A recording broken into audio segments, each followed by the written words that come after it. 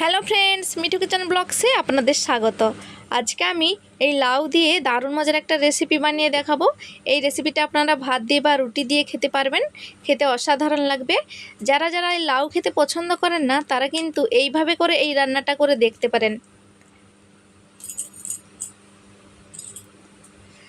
লাউটাকে প্রথমে আমি ধুয়ে নিয়েছি, তারপরে এভাবে করে একটু ছালটাকে ছিলে নিচ্ছি।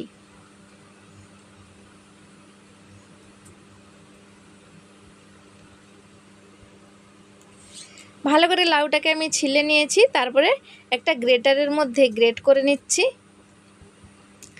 আমি কিন্তু গ্রেট করে নিচ্ছি, আপনারা চাইলে কিন্তু বেটে নিতে পারেন লাউটাকে। লাউটা আমি ভালো করে গ্রেট করে নিয়েছি। এর কিন্তু কোনো রকম আমি রসটাকে ফেলে দেব না বা নিংড়ে নেব না, এইভাবেই কিন্তু নিয়ে নেব, তবেই আসল স্বাদ পাওয়া যাবে। তারপরে একটা বড় বাটির মধ্যে এই গ্রেট করা লাউটা নিয়ে নিচ্ছি। ফ্রেন্ডস, আপনারা পুরো ভিডিওটা দেখতে থাকুন, নাহলে কিন্তু বুঝতে পারবেন না যে আমি আজকে কি বানাচ্ছি। আর ভিডিওটি দেখে ভালো লেগে থাকলে লাইক কমেন্ট শেয়ার করে চ্যানেলটিকে সাবস্ক্রাইব করার অনুরোধ রইল। তো এই লাউয়ের মধ্যে কিছু উপকরণ দিয়ে দিচ্ছি। মিহি করে কেটে রাখা পেঁয়াজ দিয়ে দিচ্ছি আদা রসুন কাঁচা লঙ্কা গ্রেট করা, আর সামান্য পরিমাণে কয়েক দানা চিনি দিয়ে দিচ্ছি ঝাল লঙ্কার গুঁড়ো, হলুদ গুঁড়ো, সামান্য গোটা জিরে, চাইলে কিন্তু গুঁড়ো জিরেটাও দিতে পারেন। দিয়ে দিচ্ছি গরম মশলা 1 চিমটের মতো।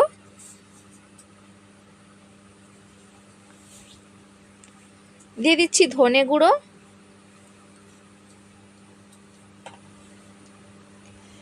সামান্য একটু গোলমরিচের গুঁড়ো,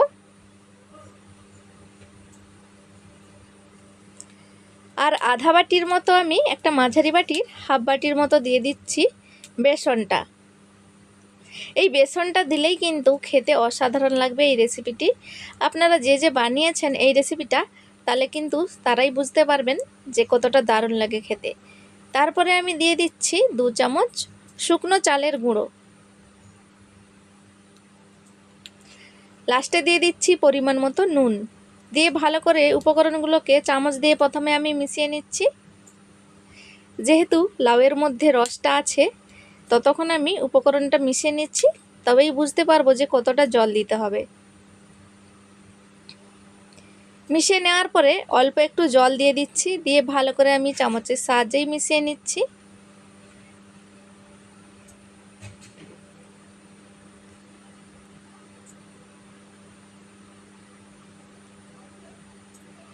ভালো করে দেখুন মিশিয়ে নিয়েছি আমি। মিশিয়ে নেওয়ার পরে মনে হচ্ছে আর কিন্তু জল লাগবে না, এই রকমই থাকবে। তো ভালো করে আমি মিশিয়ে নিচ্ছি। তারপরে আমি আগে থেকেই এই কেক টিনের মধ্যে সাদা তেল মাখিয়ে নিচ্ছি, তাহলে কিন্তু সুবিধা হবে।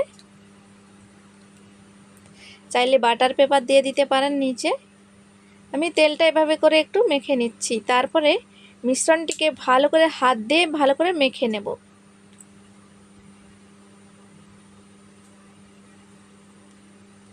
যারা যারা এই লাউ খেতে পছন্দ করেন না, এইভাবে করে বানিয়ে দেখতে পারেন বাড়িতে। দেখুন ভালো করে মিশিয়ে নেওয়া হয়ে গেছে হাত দিয়ে। সামান্য একটু সাদা তেল দিয়ে আমি আবারও ভালো করে মেখে নিচ্ছি।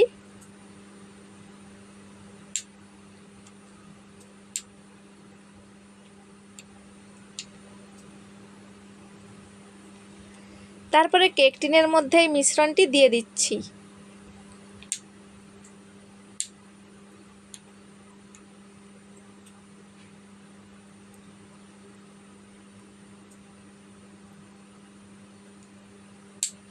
মিশ্রণটি আমি কেক টিনের মধ্যে দিয়ে দিয়েছি। তারপরে একটা পাত্র নিয়েছি, এই পাত্রের মধ্যে কিন্তু আমি স্টিম করব।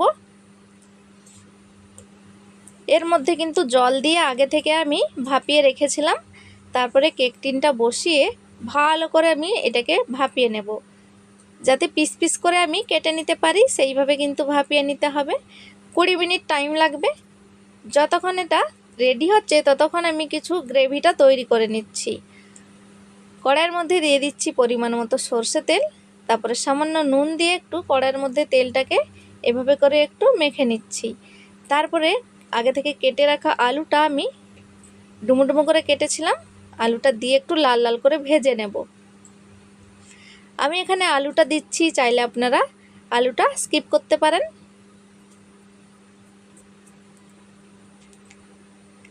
একটু ঢাকা দিয়ে ভেজে নেব, তাহলে কিন্তু আলুটা সেদ্ধও হয়ে যাবে আর লাল লাল কালারটাও এসে যাবে।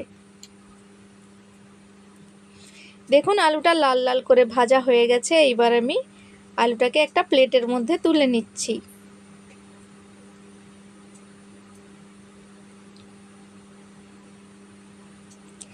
তারপরে এই সরষে তেলের মধ্যেই কিন্তু কিছু ফোড়ন দিয়ে দিচ্ছি। গোটা লঙ্কা, তেজপাতা, গোটা জিরে, দারচিনি, লবঙ্গ আর এলাচ। ফোড়নটা হয়ে যেতেই দিয়ে দিচ্ছি পেঁয়াজ কুচি। পেঁয়াজটা দিয়ে ভালো করে নেড়ে চেড়ে একটু ভেজে নিতে হবে।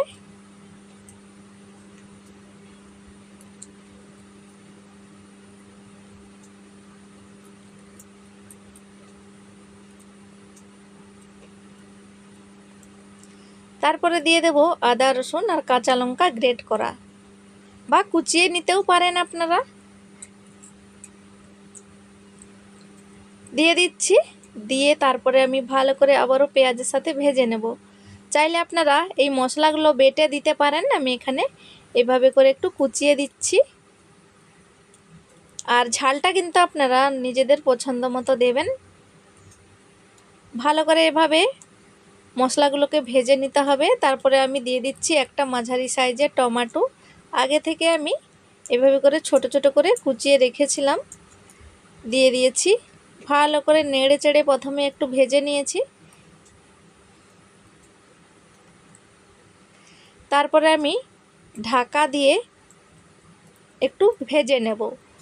ঢাকা দিয়ে ভেজে নিলে কি হয়, টমেটো পেঁয়াজগুলো তাড়াতাড়ি একটু গলে যাবে। তারপরে দিয়ে দিচ্ছি হলুদ গুঁড়ো, লঙ্কার গুঁড়ো, সামান্য ধনে গুঁড়ো। আমরা খুবই অল্প মশলা দিয়েই রান্না করে থাকি।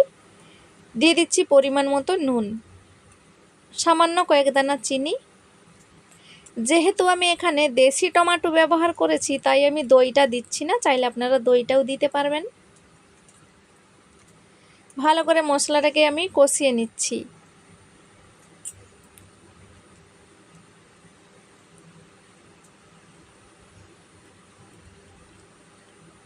মশলাটাকে আমি ঢাকা দিয়ে ভালো করে হালকা আঁচে কষিয়ে নিয়েছিলাম। তারপর অল্প জল দিয়ে এভাবে করে একটু মশলাটাকে আবারও কষিয়ে নেব। কষিয়ে নেওয়ার পরে ভেজে রাখা আলুটা আমি দিয়ে দিচ্ছি, দিয়ে ভালো করে আবারও কষিয়ে নেব। কষিয়ে নিয়ে হালকা আঁচে ঢাকা দিয়ে রেখে দেব, যাতে মশলার সাথে আলুটা ভালোভাবে সেদ্ধ হয়ে যায় আর মশলাটা আলুর মধ্যে ফ্লেভারটাও ঢুকে যায়। তারপরে আমি এদিকে যে ধোকাটা তৈরি করে রেখেছিলাম, ধোকাটাকে নামিয়ে ঠান্ডা করে নিয়েছিলাম। তারপরে আমি একটা প্লেটের মধ্যে নামিয়ে নিয়েছি। দেখুন কতটা সুন্দর হয়েছে। তারপরে আমি পিস পিস করে কেটে নেব। আমি কিন্তু এখানে চৌকো চৌকো করে কাটবো, চাইলে আপনারা তিরচা করেও কেটে নিতে পারেন। যেহেতু বেসন আছে তার জন্য দেখুন খেতে কিন্তু অসাধারণ লাগবে, স্বাদটাও দারুণ লাগবে। আমি এখানে লকিটাকে গ্রেট করে দিয়েছি, তাই এখানে লকিটা দেখতে পাবেন আপনারা, লাচ্ছা লাচ্ছা হয়ে দেখা যাবে, আর বেটে দিলে কিন্তু দেখা যাবে না। তো এভাবে আমি চৌকো করে ভালো করে শেপ দিয়ে কেটে নিচ্ছি, যাতে দেখায় পনিরের মতো। ভালো করে কেটে নেওয়া হয়ে গেছে। আমি আপনাদের একটা দেখিয়ে দিচ্ছি, দেখুন কতটা সুন্দর হয়েছে। এটা আপনারা এমনিও খেতে পারবেন, অসাধারণ লাগবে খেতে। তো সবগুলো এভাবে করে আমি ছাড়িয়ে নিচ্ছি, দেখুন কতটা সুন্দর হয়েছে।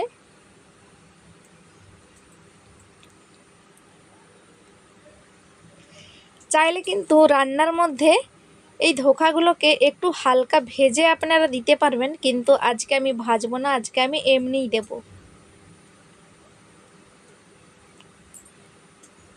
প্লেটের মধ্যে দেখুন খুব সুন্দর লাগছে, আমি সাজিয়ে নিয়েছি।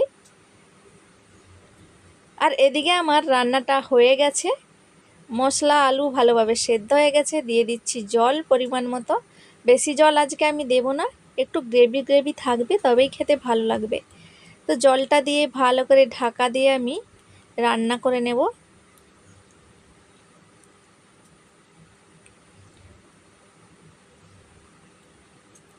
লাস্টে দিয়ে দিচ্ছি গরম মশলা, দিয়ে একটু ঢেকে দিচ্ছি। দেখুন রান্নাটা একেবারে কমপ্লিট হয়ে গেছে, তেলটাও ছেড়ে এসেছে। এইবার আমি যে ধোকাগুলো বানিয়েছিলাম এই ধোকাগুলোকে দিয়ে দেব। দেখেই বুঝতে পারছেন আলুটাও সেদ্ধ হয়ে গেছে।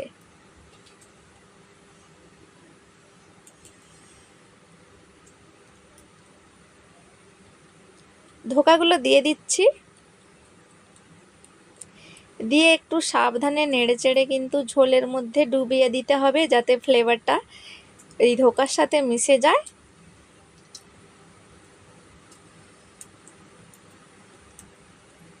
ভালো করে একটু 5-6 মিনিট একটু ফুটিয়ে রান্না করে নিতে হবে। একটু ঢাকা দিয়ে দিচ্ছি আমি।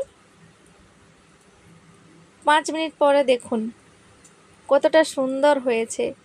এইবার আমি গ্যাসের আঁচটা বন্ধ করে দেব।